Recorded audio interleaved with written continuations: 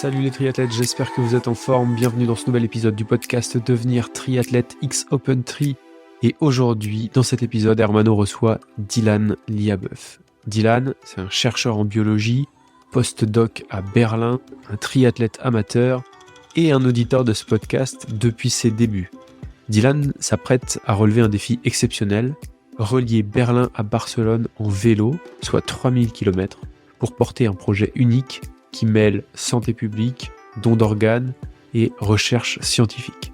Derrière ce défi sportif, il y a une vraie mission, celui de vulgariser la science, de créer des ponts entre des chercheurs, entre les patients et les athlètes, et surtout de faire avancer la cause du don d'organes en Europe. On a parlé hygiène de vie, régime alimentaire, adaptation du corps, santé mentale, et surtout d'engagement. C'est un épisode dense, inspirant, qui dépasse largement le cadre du triathlon, mais on est très heureux de donner la parole à nos auditeurs lorsqu'ils ont des projets aussi exceptionnels que celui de Dylan, alors je vous souhaite une bonne écoute.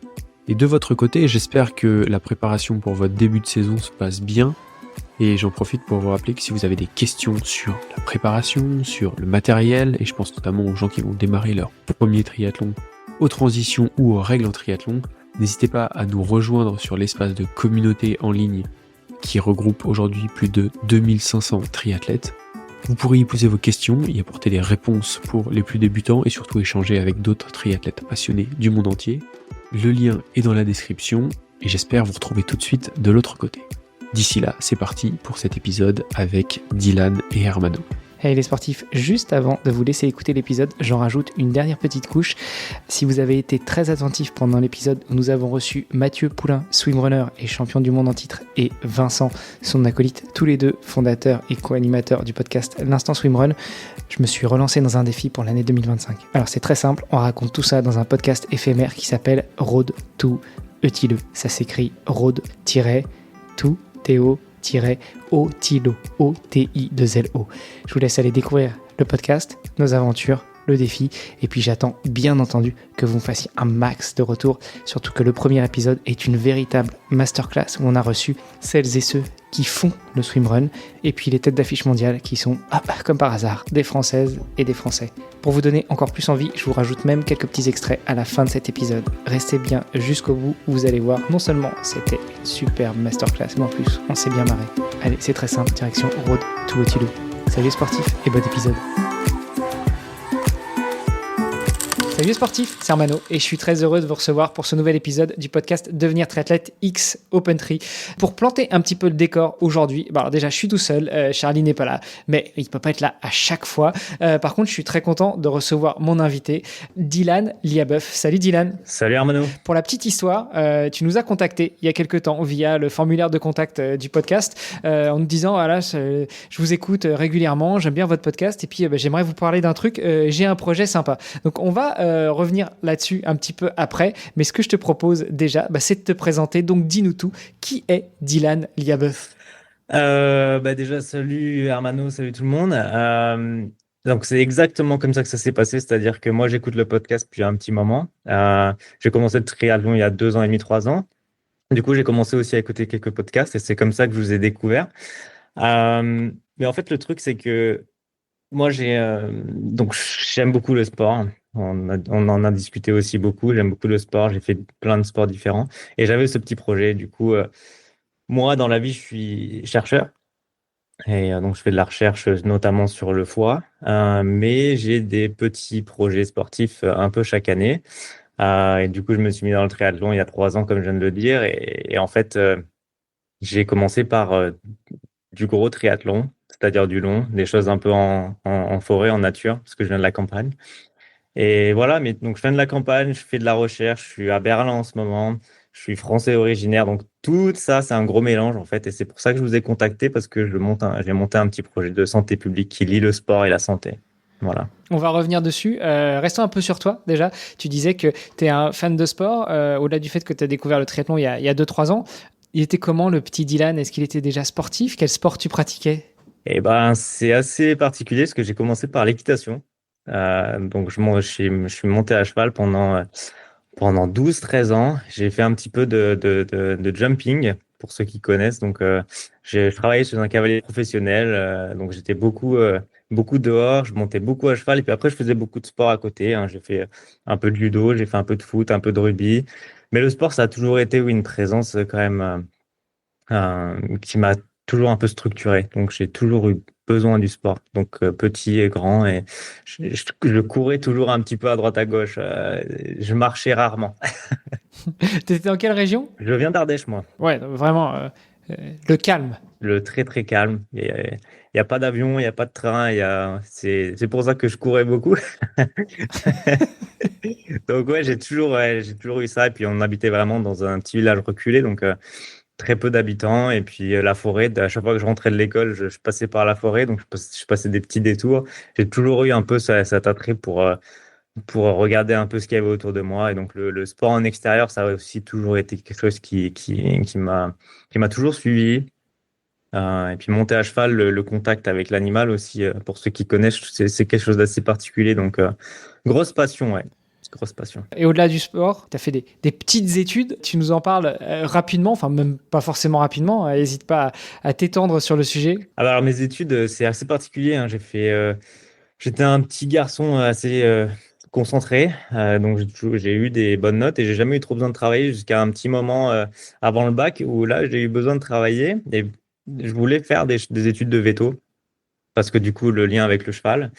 Mais au final, j'ai laissé tomber. J'ai fait un petit peu de médecine que j'ai pas trop aimé comment on apprenait en médecine. Donc, je me suis mis dans la recherche. J'ai eu un parcours assez particulier, hein. Les gens pourront voir. J'ai été en France, puis j'ai été en Angleterre à Cambridge pour faire un stage de découverte, entre guillemets, de recherche. Pendant un an, je suis resté là-bas. Et Ouais. puis, Cambridge, on y va pour faire un petit stage de découverte. On fait pas partie des meilleurs on est, en général quand on y va, c'est eh ça? ben alors, détrompe-toi, parce que Cambridge, c'était... Alors, si tu veux qu'on rentre un tout petit peu dans le sujet très, très rapidement, en fait, entre mon bachelor, ma licence et mon master, je savais pas du tout quoi faire et j'étais pas forcément un bon élève à l'université. Enfin, j'étais un élève moyen, mais je savais pas parler anglais et je savais pas forcément ce que je voulais faire. Je savais que j'aimais le corps humain, j'aimais comprendre comment ça se passait, mais c'était tout. Et en fait, j'ai pris une année de césure. Et en fait, j'avais quelques économies. Et j'ai pris ma voiture et je suis parti en Angleterre, en fait. Et puis, j'ai bombardé les gens de mon CV en disant, bah, j'ai un an et j'ai envie d'apprendre et j'ai envie d'apprendre l'anglais. Et donc, je suis resté un an et j'ai découvert, en fait, le patron qui est mon patron aujourd'hui, enfin, je suis post-doctorant maintenant.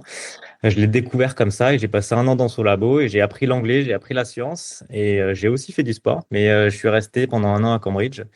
Et après ça, je suis rentré en France. J'ai fini mon master. Donc, c'est un master de recherche de biologie dans la santé que je recommande d'ailleurs à Dijon. Et puis après ça, je suis parti en Allemagne. C'est comme ça que je suis arrivé en Allemagne. C'est pour faire ma thèse.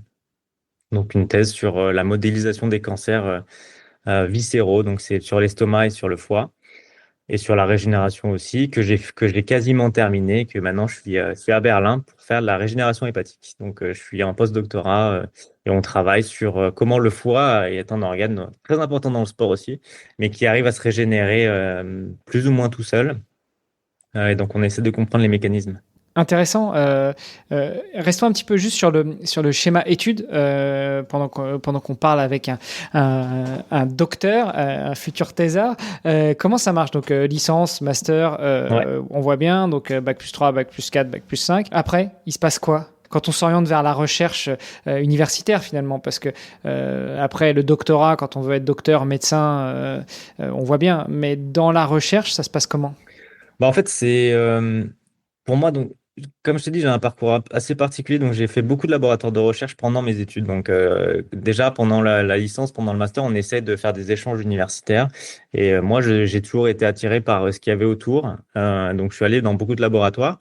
Et après ça, ben, quand on a fini son master, donc on est bac plus 5, et ben, il faut il faut qu'on fasse des recherches, soit de bourse, donc qu'on ait notre propre argent pour aller dans des laboratoires qui vont nous permettre de faire nos recherches, soit que, bah, il y a déjà des projets qui sont en cours avec ces postes-là. Et ben, il faut qu'on dise bah, qu'on est intéressé, qu'on a envie d'apprendre parce que le doctorat, en fait, on est à la fois étudiant et on est déjà un peu dans le domaine du professionnel. Donc, on va continuer à apprendre. Enfin, moi, j'apprends tout le temps. Mais notamment dans le doctorat, on va apprendre, un doctorant, il fait de la recherche, mais il faut aussi de la communication, de l'écriture d'articles.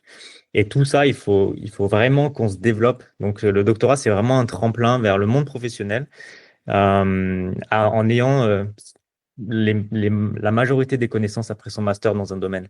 Donc, et puis, c'est un monde ouvert. La science, c'est un monde ouvert. On peut communiquer en anglais, du coup, avec le monde entier. Et puis, c'est ça qui est intéressant, c'est que on essaie d'avoir toutes les connaissances et d'aller un peu plus loin. Ouais, parce que on en parlait en off, ça fait quelques années déjà que tu es en Allemagne, pourtant tu ne même pas si bien que ça allemand, parce que toi, ta vie, tout est en anglais depuis que tu es en Allemagne. Quasiment, ouais.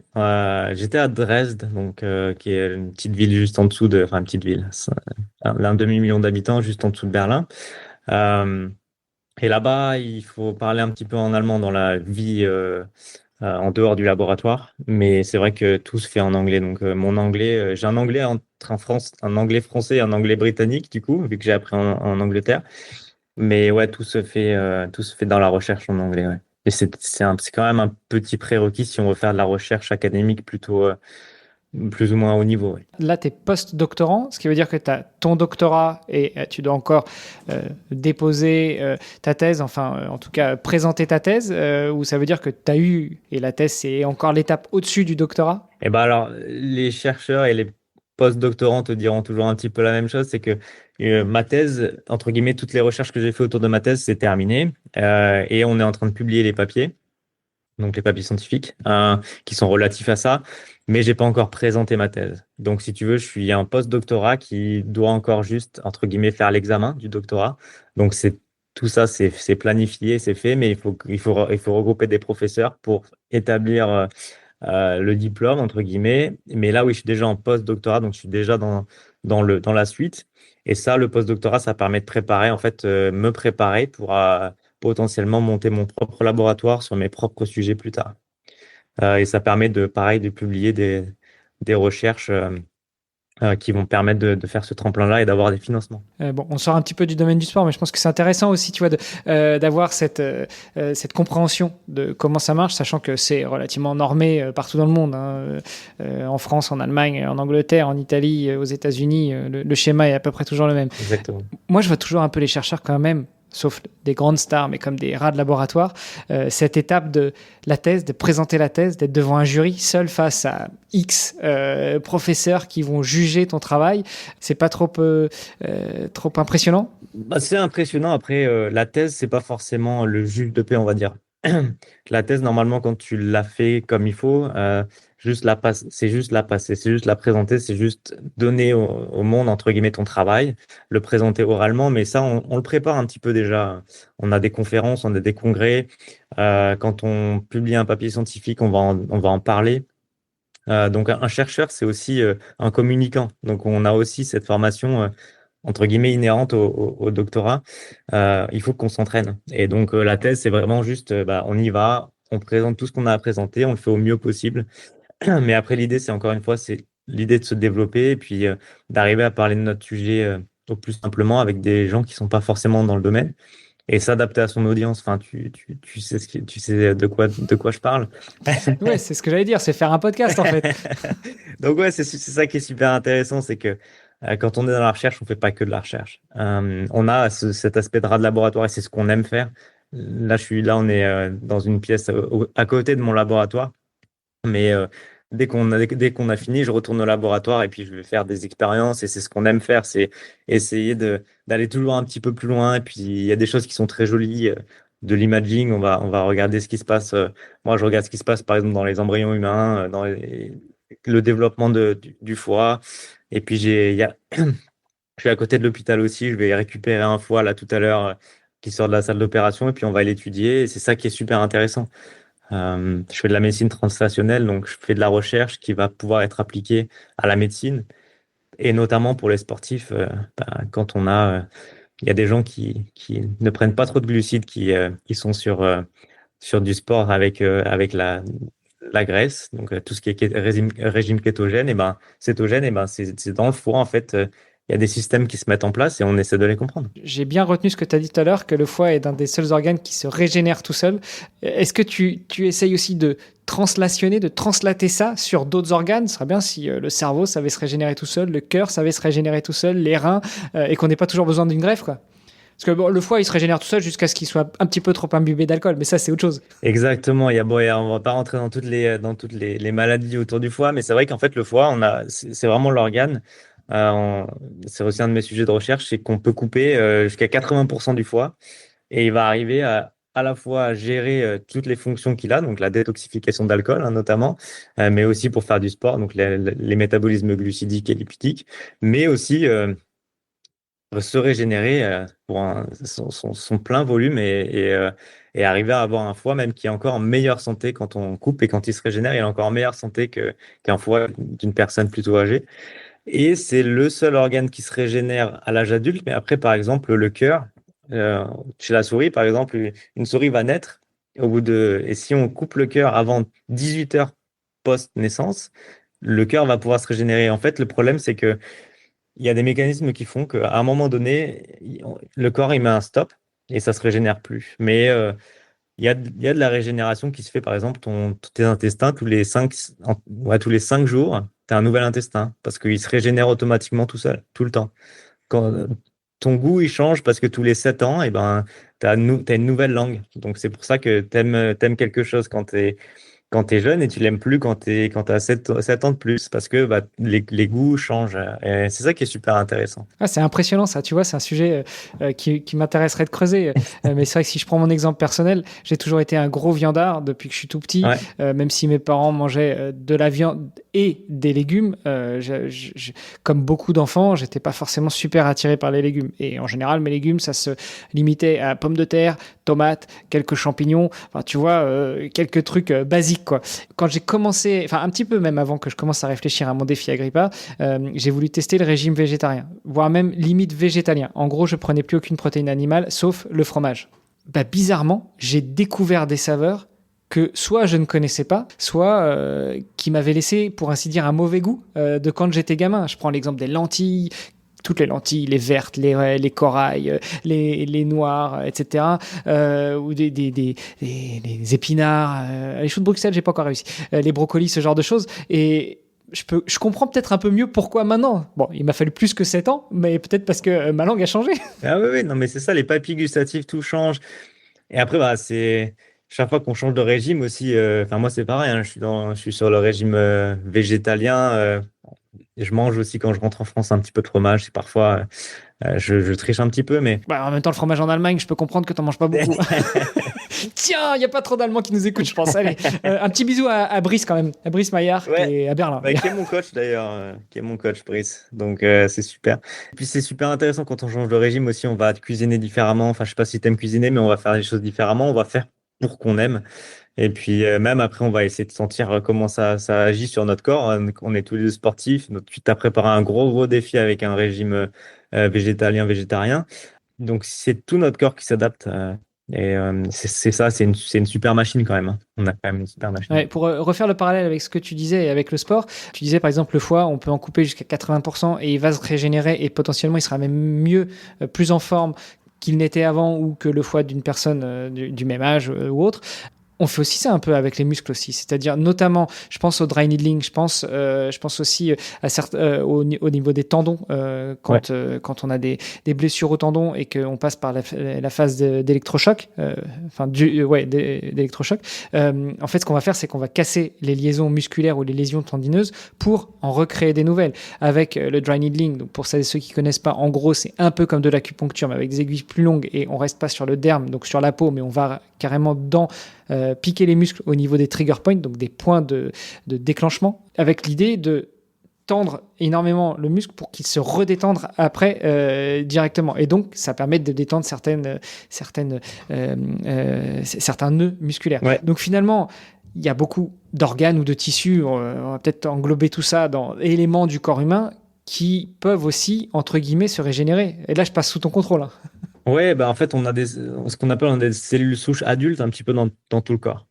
Même le cerveau, on sait qu'il y a des neurones, il y a de la régénération neuronale. Après, en fait, c'est C'est l'état de ton corps. C'est-à-dire que si ton corps est en bonne santé, tout va pouvoir bien marcher. Par contre, ce qui se passe souvent, c'est que si on mange mal, si on fait pas de sport, si en fait on a un rythme de vie un petit peu particulier et pas forcément très bon et une diète qui est pas forcément très bonne non plus, et ben en fait le corps a pas tous les éléments pour arriver à se régénérer et à se garder en forme.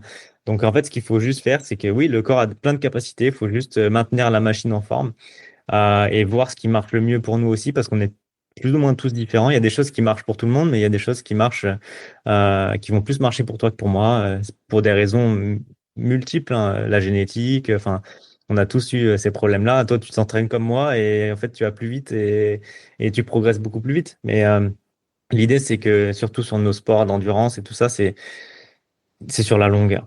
Et c'est sur la régularité, c'est sur la structure en fait qu'on a. Et c'est sur l'hygiène de vie, de Ouais. manière générale. D'équilibre, tu l'as dit, enfin, tu l'as sous-entendu. On en parle souvent dans le podcast, cette fameuse homéostasie du corps. Exactement. Essayer de trouver le point d'équilibre et puis ne pas trop en dévier, notamment en termes d'hygiène. Essayer d'avoir une hygiène équilibrée, dormir assez, manger assez, s'entraîner assez, pas trop abuser des bonnes choses, même si des fois on peut trouver du bon dans les choses qui nous semblent pas si bonnes que ça, et de manière à ce que on puisse donner toutes les clés à notre corps pour se régénérer, pour grandir, pour vieillir, entre guillemets. Pour bien vieillir, c'est pas parce qu'on va tous vieillir. Désolé. Ouais, on connaît tous le début, on connaît tous la fin. Normalement, on finit tous pareil. Bon, modulo la façon, mais normalement, on finit tous dans une boîte, hein. Ouais, mais enfin, moi, ce que je trouve super beau, c'est que il y a plein de gens qui commencent le sport à 50 ans et en fait, ils trouvent leur voie et à 90 ans, ils font des records sur du 100 mètres, du marathon et ils s'amusent et ils ont cette espèce de vie en bonne santé qui est rallongée énormément et ils s'amusent et ils peuvent voir leurs petits-enfants ou ils peuvent faire du sport avec des gens beaucoup plus jeunes qu'eux. Et l'idée pour moi, c'est ça, c'est qu'il faut qu'on ait cette hygiène de vie, il faut qu'on arrive en fait à s'amuser comme on peut et qu'on essaie de garder notre intégrité, notre homéostasie du coup le plus longtemps possible. Du coup, tu vois, doucement, on glisse vers toi, vers ton aventure. D'ailleurs, comment tu définis ça? Comme une aventure, comme un objectif, comme un défi, au-delà du côté santé publique? Je parle vraiment du côté C'est sportif. en fait c'est un défi parce que en fait c'est un peu mon truc, c'est que j'aime bien me mettre un défi par an. Donc ça en fait à la base c'est parti comme ça, c'est mon défi. L'année dernière j'ai fait mon premier Ironman, donc c'est l'Altriman. C'est un peu un Ironman un peu plus gros qu'un Ironman dans les montagnes. Et du coup, cette année, je fais mes 30 ans et du coup, je me suis dit, bon, bah, je vais aussi essayer d'entrer en France. Et comme je suis à Berlin en ce moment, bah, j'ai commencé à monter un peu ce projet et donc, c'est un peu ça. Donc, c'est une initiative maintenant parce que c'est aussi une association que j'ai montée. Si tu veux, le projet, on va commencer par ça, donc par ces 3 kilomètres reliant Berlin à Barcelone, avec quelques petits arrêts podcast. Tu as dit c'est 3 kilomètres? Non, il y a un peu plus que 3000. 3 kilomètres. 3000, ouais. Tu as oublié le 1000 au passage, hein, je crois. Ouais, ça arrive. Donc voilà, l'objectif, du coup, on l'aura compris, hein, je voulais essayer de faire un peu de teasing. Donc c'est ton objectif, enfin ton défi sportif de cette année qui commence bientôt, relier Berlin à Barcelone en vélo, donc B2B, mais c'est pas du business. Exactement. Le tracé, ça ressemble à quoi à peu près? Bah, le tracé, ça ressemble en fait. Donc, il est fait parce que je vais rencontrer des gens qui m'inspirent. Et en fait, du coup, je vais relier Berlin à Barcelone en passant par les villes où il y a les gens qui m'inspirent. Donc, il ressemble à, bah, je vais passer par Prague, Bratislava, Vienne. Ensuite, je vais faire toute l'Autriche. Je vais aller en Suisse, à Lausanne, Zurich. Ensuite, je vais aller voir ma famille qui est à Valence, du coup, en dessous de Lyon. Je passe par Marseille, parce qu'on a une grosse journée là-bas sur les cancers pédiatriques. Et puis ensuite, je passe mon anniversaire à Font-Romeu, donc un petit peu dans les montagnes, dans les Pyrénées. Sympa. Ouais, pendant 5 jours. Et puis ensuite, je redescends à Barcelone où on va parler de transplantation d'organes et de dons d'organes. Et puis voilà, puis ça va finir l'aventure, mais l'aventure continuera en podcast et en rencontre de personnes inspirantes. Parce que tu l'as dit, tu nourris aussi un projet de santé publique autour de ça. Donc au-delà maintenant du défi sportif, en quoi consiste ton aventure, ton défi dans son ensemble? Bah alors en fait le truc c'est que c'est une aventure hyper holistique et en fait ça part un peu de moi tous les sujets auxquels je suis sensible. Donc on a parlé que je suis végétarien, donc je veux parler un petit peu de sport. Il y a des sportifs, des ultra athlètes notamment. Donc je sais pas si ceux qui suivent le podcast connaissent, mais il y a des ultra cyclistes. Il y a Thomas Cardin qui a été champion d'Europe d'ultra trail. Donc il y a des sportifs qui sont quand même assez professionnels. Et on va parler des régimes alimentaires et de comment ils vivent leur vie, notamment aussi avec l'environnement. Enfin, tous nos sports, on a besoin d'être dehors et je vais un petit peu romancer comment on peut faire du sport en Europe, ce qui est super beau. Et après, à côté de ça, on va parler un petit peu, on va faire un petit peu le pont entre mon métier et la médecine. Et du coup, je vais rencontrer des chercheurs et des médecins et on va parler de ce qu'on appelle de la médecine translationnelle. Et moi, et ben, comment je modélise les fois des patients pour traiter les cancers, pour traiter beaucoup de maladies et pour comprendre la régénération. Et on va essayer de faire ça pour le grand public. Donc, on va expliquer nos projets et qu'est-ce qui est important dans la recherche que les gens ont besoin de comprendre pour nous soutenir, en fait, pour soutenir tout le monde. Et il y a ce pan de don d'organes aussi. Parce qu'on a besoin de dons d'organes pour sauver des vies et aussi pour nous, pour la recherche, pour étudier les organes. Moi, comme je travaille sur des foies, et ben, si on arrive à avoir plus de donneurs en Europe, on va pouvoir travailler plus et être meilleur. Et donc, je rencontre les officiels allemands, suisses et puis en Espagne, qui sont les meilleurs en termes de dons d'organes. Et puis, on va parler aussi de santé mentale. Tu rencontres pas les officiels en France? En fait, ça s'est fait tellement vite que pour le moment, ils sont pas sur l'aventure. Mais on est en discussion et je vais les rencontrer plus tard dans le cadre de l'association. Ouais. Et donc tout ça, tu vas le faire le long de ton trajet, le long de ton périple, de Berlin jusqu'à Barcelone. À chaque fois, tu feras étape, soit pour rencontrer des gens qui t'inspirent, avec qui tu veux échanger de sujets liés à ton métier, à ton projet ou d'autres, mais aussi rencontrer les officiels, c'est ça? Exactement. Donc, ouais, c'est ça. En fait, c'est pour ça que c'est une aventure aussi de santé publique, c'est que je vais m'arrêter. Donc, j'ai une route Komoot qui est toute faite avec des étapes. Et puis, bah, je vais m'arrêter, puis je vais dormir chez les gens qui m'invitent chez eux et qui vont parler un peu de ce qui les importe et ce qui est important pour eux. Moi, je vais juste être ce qu'on appelle, même en anglais, ça marche très bien, le véhicule, quoi. Je vais être là et puis je vais les interviewer sur ce qui compte pour eux. Et je vais aussi notamment interviewer des gens qui ont des maladies neurologiques. On va parler de Parkinson, d'Alzheimer. On va parler avec Géraud que tu as reçu sur ton podcast qui a la sclérose en plaques et puis la maladie de Charcot. Et en fait, ce qui est important, c'est pour moi, c'est d'inspirer les gens. C'est-à-dire qu'il y a des patients aussi qui souffrent, mais qui ont une envie de vivre et qui ont une inspiration qui est superbe. Et moi, c'est ça que je veux faire transparaître. C'est que je veux les inviter et je veux leur dire, bah, raconte-moi ton histoire et qu'est-ce que le sport fait pour toi aussi. Donc, c'est super sympa. C'est super sympa. Justement, là tu parles de santé mentale, de santé, enfin plutôt de problèmes neurologiques. Qu'est-ce que ça a à voir, toi, avec ton métier de chercheur plutôt orienté sur le foie? Est-ce que c'est lié? Est-ce que tous les organes sont liés entre eux? Je sais pas si un foie, un rein déconne, est-ce que tu peux tomber en dépression au-delà du fait que tu sois atteint d'une maladie? Mais est-ce qu'il y a vraiment des liens entre tous ces organes, entre toutes les parties du corps? Ou est-ce que c'est parce que c'est un sujet qui toi te tient à cœur en plus de la recherche que tu fais sur le foie? Eh ben alors, il y a des impacts. Hein. Il y a ce qu'on appelle le brain-liver axis. Donc, en fait, quand on a le foie affecté, il y a aussi des neurones hein, dans tout notre corps. Notamment, il y a le deuxième cerveau qui est l'intestin. Il y a plus de 300 Ah, je millions pensais de que chez les neurones. mecs, le deuxième cerveau, c'était ailleurs. Mais bon, ça, c'est autre chose. Il y a moins de neurones là-bas, mais oui. Mais du coup, tout est interconnecté. En fait, quand un foie est malade, notamment chez les gens qui ont une cirrhose du foie, ça va aussi affecter les fonctions du céphalée. Enfin, il va y avoir des problèmes cérébraux qui vont se développer. Et donc, en fait, c'est des sujets qui sont tous plus ou moins liés les uns avec les autres. Donc, à la fois sur le plan scientifique, mais aussi sur le plan. Donc, par exemple, la sclérose en plaques, pardon, la SLA, la maladie de Charcot, C'est très important pour que les gens fassent de la recherche dessus parce qu'on ne comprend pas et c'est une maladie qui est létale dans les 3 à 5 ans.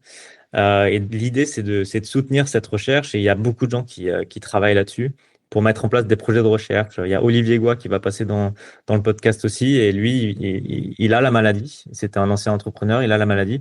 Et l'idée, c'est de soutenir la recherche. Et pour soutenir la recherche, le plus important, c'est de comprendre.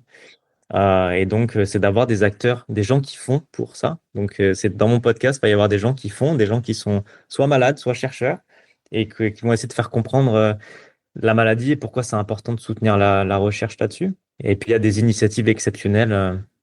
Il y a Hassan Fadli, par exemple, qui a fait 5 Ironman l'année dernière pour Alzheimer et qui a créé une association qui fait un documentaire. Donc, c'est lié tout ça. Donc, c'est à la fois des sujets auxquels je suis sensible et des sujets qui sont importants pour la société. Et je veux juste que ces gens aient la parole parce que pour moi, c'est super inspirant. J'ai la prétention de croire que tu vas rencontrer, recevoir, donner le micro à certains anciens invités du podcast Devenir triathlète, peut-être du podcast aussi dans les vestiaires, parce que c'est vrai que j'ai parfois reçu des spécialistes ou des gens qui sont atteints de maladies. Tu parlais de Géraud Payot de Montabert tout à l'heure, que j'avais reçu l'année dernière au moment du podcaston. D'ailleurs, le podcaston, c'est une excuse pour te tendre le micro, même si on est un petit peu au-delà de la semaine, c'est pas grave. Ce sera aussi un épisode spécial podcaston. Anthony Desjardins aussi, qui est atteint de Parkinson, qui est lui à Montpellier. Tu vas passer le voir à Montpellier en vélo? Ouais, et c'est super. Enfin, Anthony est aussi quelqu'un de hyper inspirant. Donc, il y a eu un peu ce choc-là de révélation de sa maladie, auquel il s'attendait pas du tout, et maintenant qui fait beaucoup pour faire parler de comment le sport l'aide et aide beaucoup de patients, notamment des patients jeunes qui sont atteints de Parkinson. Et du coup, il va essayer d'être cette personne qui va expliquer comment ça l'aide. Et on va faire du tennis ensemble normalement. Tennis qui est pas forcément mon sport, mais il aime beaucoup ça. On va faire du tennis au bord de la plage et puis on va discuter un peu de comment il se sent et puis de ses prochains défis parce que lui, il a aussi beaucoup, beaucoup de défis sportifs. En effet. Rapidement, on est revenu sur ton défi, sur ton aventure où tu vas rallier Berlin à Barcelone avec ses 3000 km. Comment est-ce que tu fais ça? On a compris que tu allais dormir chez les gens qui t'hébergent, qui t'invitent, mais tu y vas en vélo, tu prends une carriole, tu es en full autonomie. Enfin, comment tu envisages, comment tu organises ça? J'imagine que les étapes vont aussi changer selon le climat, selon le parcours, selon la qualité des routes, le dénivelé, etc. Enfin, comment est-ce que tu visualises déjà ça à quelques jours du départ? Eh ben, ça reste quand même une aventure. Donc j'ai tout planifié, hein. Tout est planifié, la route est planifiée. Donc je pars avec un gravel que j'avais déjà utilisé en 2022. J'avais déjà fait Dresde-Lyon. Donc je sais à peu près comment ça se passe, mais je l'avais fait en direct. Là, c'est un petit peu plus délicat parce que c'est pareil, j'ai des étapes, il faut que je rencontre les gens à des certains timings. Donc j'ai un vélo et une petite carriole, parce que je veux aussi distribuer des cartes de dons d'organes, des choses comme ça qui font partie de l'aventure. Et puis j'ai des partenaires pour la nutrition. Et donc j'ai déjà commencé à envoyer de la nourriture à certaines étapes pour pas me charger trop, parce qu'il y a quand même 30 000 mètres de dénivelé positif aussi sur les 3000 km. Donc 10 fois l'UTMB quand même. Ouais. Mais en vélo. Mais ouais, mais bon, il faut quand même les absorber. Et puis les mecs qui courent l'UTMB, notamment ceux qui courent en moins de 20 heures, c'est leur métier Ouais, c'est vrai. d'être ultra-runner. T'as raison, mais après, c'est ça, c'est aussi le défi. J'ai mon défi sportif. Donc voilà, il y aura le petit vélo, la petite carriole. J'ai une tente aussi, parce que je vais aussi. J'ai un ami qui est ultra cycliste et on va faire Innsbruck à Zurich, donc c'est à peu près 300 km. Et on va potentiellement dormir dehors ensemble. Et donc du coup, j'ai une tente aussi pour dormir dans les montagnes autrichiennes. Donc voilà, et puis après, ben on s'adaptera en fonction. C'est aussi ça, c'est l'aventure. J'ai fait plusieurs fois. Je suis bien équipé. C'est toujours l'équipement qui est intéressant. Je suis bien équipé et du coup, voilà, ça empêchera pas les aléas, mais ça fait partie du truc. Comme tu sais, hein, une aventure, ça reste, même si on prévoit tout, il y a toujours des imprévus et il y a toujours des choses qui se passent pas comme on le voulait, comme on l'entendait. Exactement. Tu as pris assez de marge pour tes rendez-vous, justement, avec les personnes que tu as prévu de rencontrer, que tu as prévu d'interviewer? Je pense, oui. Après, j'ai aussi pris, si jamais j'ai des gros problèmes mécaniques, je suis toujours à moins de 10 km d'une rail de train. Euh, Parce que l'idée, c'est aussi d'arriver à rencontrer les gens, parce que j'ai des journées vraiment dédiées avec, j'ai la chance d'avoir une journaliste aussi qui va suivre le projet et des rendez-vous vraiment importants. Donc, tout ça, c'est bien calé. Donc, j'ai un petit peu, oui, des demi-journées où je pourrais régler certains problèmes s'il y en a. Tu parles de la journaliste, tu as parlé tout à l'heure du podcast. Au niveau média, comment est-ce que tu organises ça? Comment est-ce que tu envisages de documenter tout ça? Et puis, encore une fois, avec l'objectif de mettre en avant ce sujet de la santé publique. Eh ben, c'est une super question parce qu'on est en train d'organiser, ce qu'à la base, c'est encore une fois un projet personnel qui a juste grossi grâce à l'enthousiasme de tous les participants et des gens qui en font partie. Donc, il va y avoir des suivis médias, on a un site internet. On va aussi beaucoup communiquer sur les réseaux sociaux professionnels, sachant que c'est mon métier, la science, et donc on va faire beaucoup de LinkedIn, un petit peu d'autres médias type Instagram, des choses comme ça pour tout ce qui est vidéo, photo. Et on est en train de réfléchir en ce moment, on est en train de faire des tests pour faire un documentaire de l'aventure, parce qu'on commence à avoir des sponsors qui me permettraient potentiellement de mettre en place quelque chose comme ça.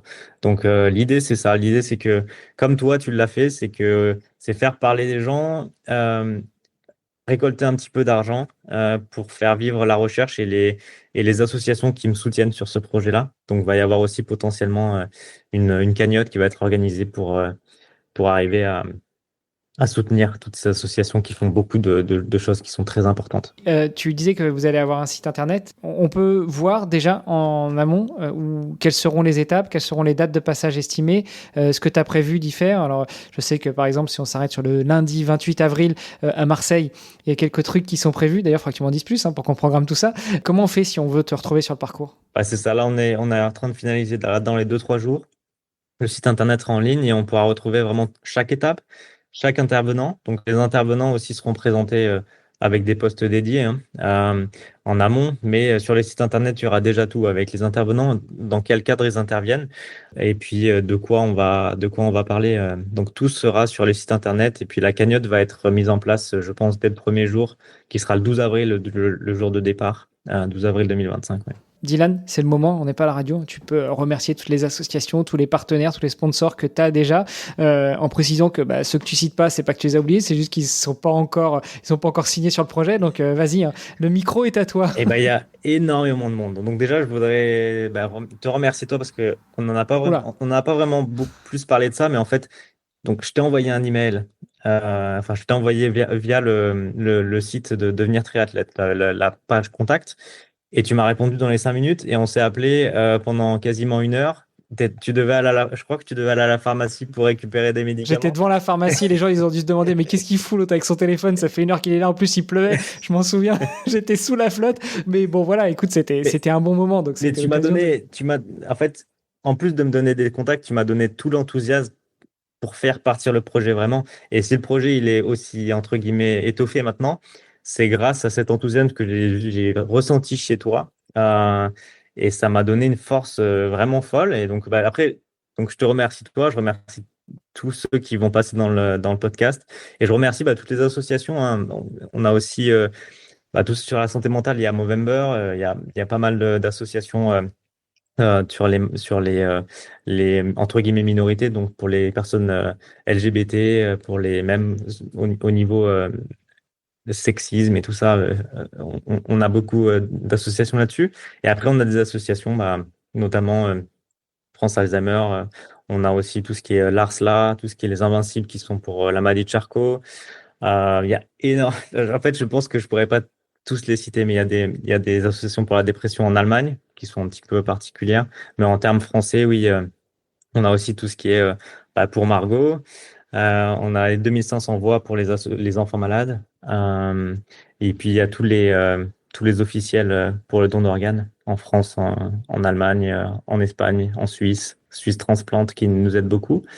Euh, non, c'est énorme. Je pense qu'il faut que vous alliez regarder sur le site et puis vous verrez tout le monde avec les descriptions et tous les gens qui m'ont soutenu que ce soit financièrement ou que ce soit moralement pour cette aventure. Waouh. Bah écoute, j'allais renvoyer vers le site, mais c'est fait. Merci pour les petits mots que tu m'as envoyés. Ça fait plaisir, ça fait chaud au cœur. Heureusement, ceux qui regardent la vidéo, ils ne verront que toi quand tu parles. Tu sais, ça switch. La vidéo, elle est Ok. enregistrée et on voit que les personnes qui parlent. Donc on verra pas que j'avais la larme à l'œil.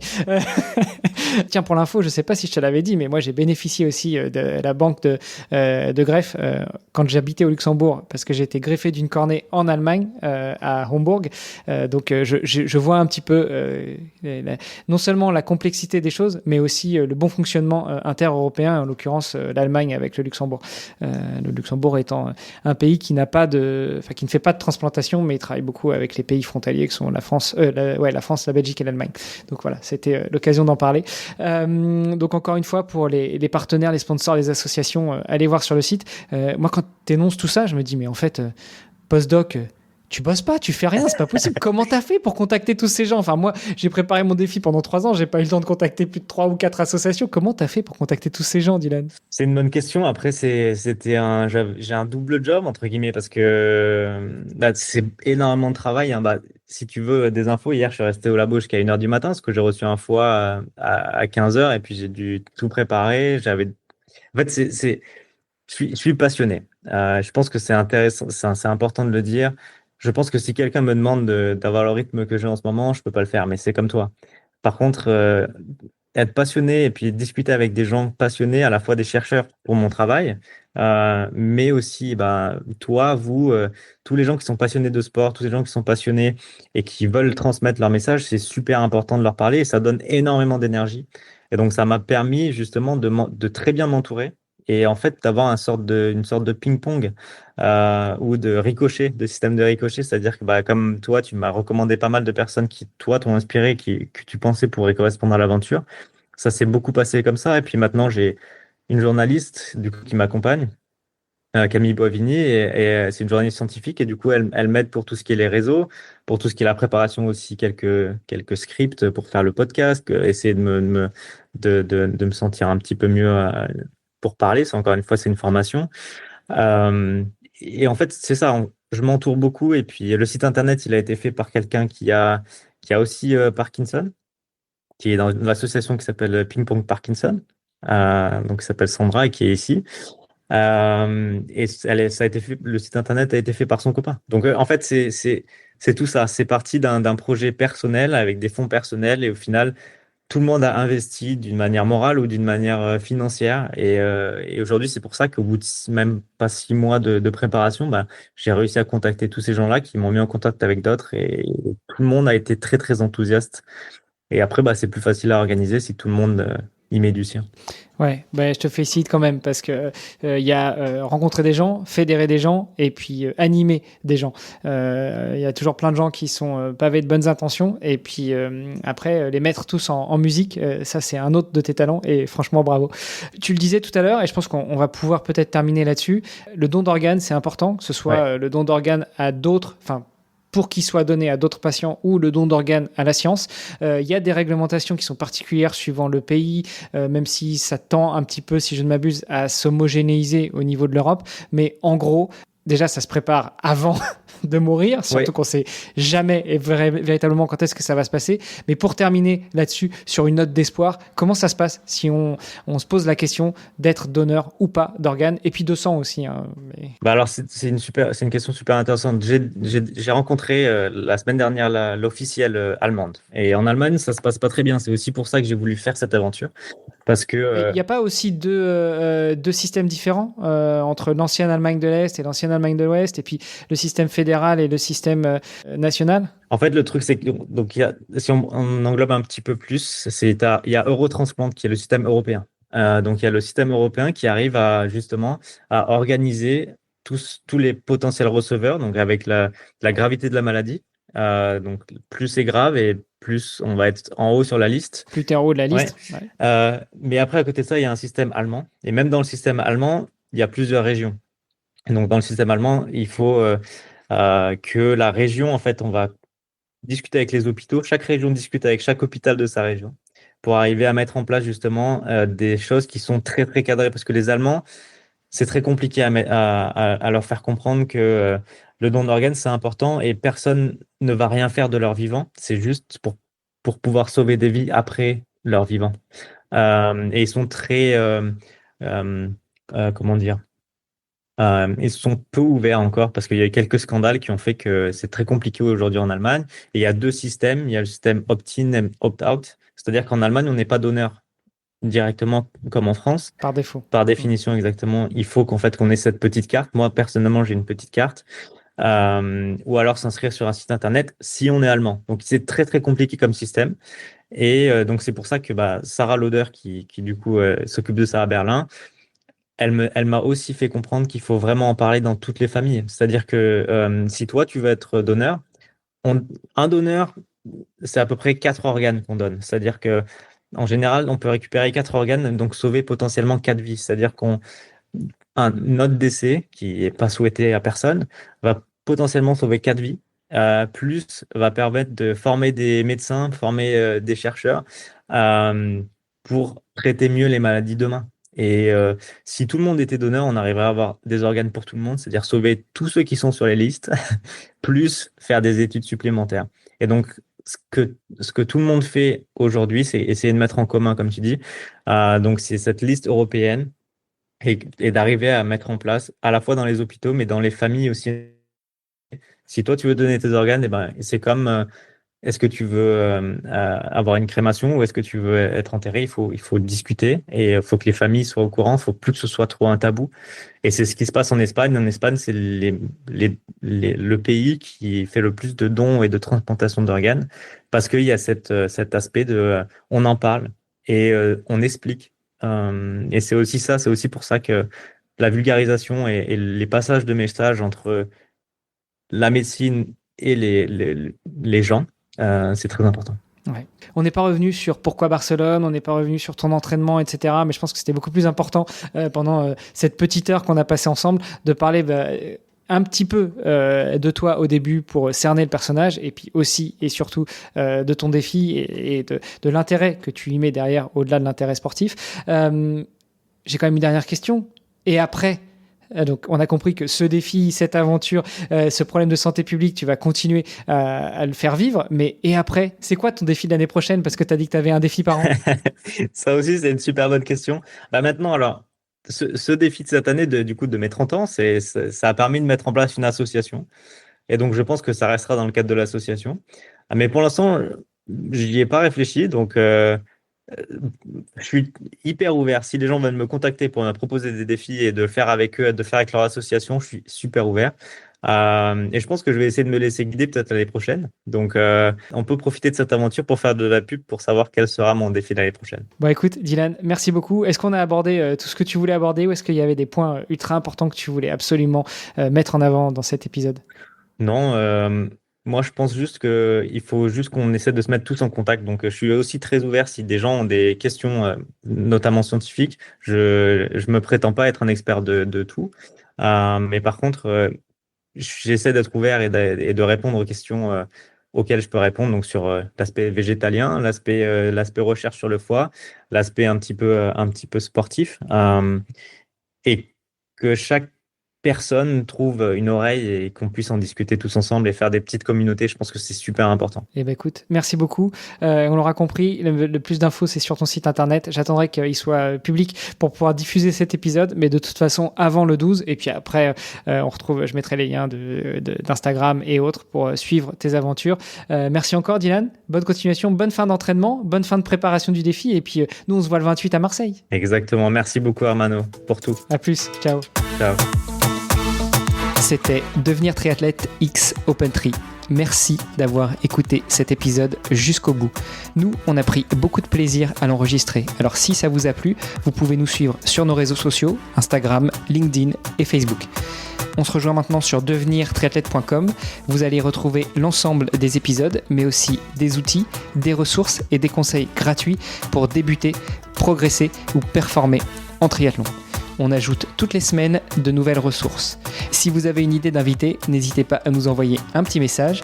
Et si vous voulez être accompagné sur vos prochains objectifs sportifs, connectez-vous sur opentree.fr et on se fera un plaisir de vous aider. Alors, n'hésitez pas, on se retrouve tout de suite sur devenirtriathlète.com et opentree.fr. Salut les sportifs!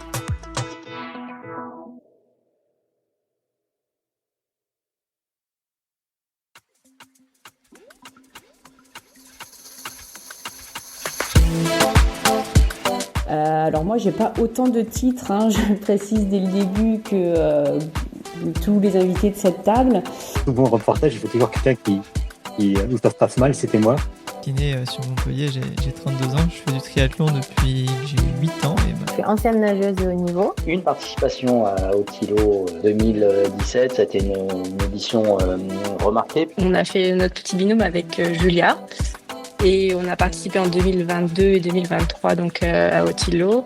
La première année, on finit 3e et la deuxième année 4e. Oui, Mathieu, t'as l'air cool. Bon. Mais quelle star ce Mathieu, c'est beau. Salut à tous, ici c'est Hermano, podcasteur depuis plus de 10 ans, triathlète depuis 1996 et amateur de sport au sens noble du terme. Salut à tous, c'est Fergus, j'espère que vous allez bien et que vous allez profiter d'un super épisode avec nous aujourd'hui. Bonjour à toutes et à tous, ici Christophe Yamat. Vous écoutez Road to Haut-Îlot. C'est le podcast qui vous plonge dans notre aventure vers les championnats du monde de swimrun en Suède. 60 km de trail, 9 km de nage en eau froide. Chaque épisode vous embarque dans notre préparation, nos doutes, nos victoires et nos rencontres jusqu'à cette course mythique. Alors, prêt à courir, nager et rêver avec nous ? C'est parti ! Salut à toutes et à tous, ici Fergus. Aujourd'hui, avec mes comparses Hermano et Christophe, on va vous faire découvrir le premier épisode dédié à la préparation des championnats du monde de swimrun et la course mythique l'Haut-Îlot qui a lieu début septembre en Suède. Comme le disait Fergus, bienvenue dans ce tout premier épisode de Road to Haut-Îlot. Et quel épisode! Aujourd'hui, on vous propose une véritable masterclass.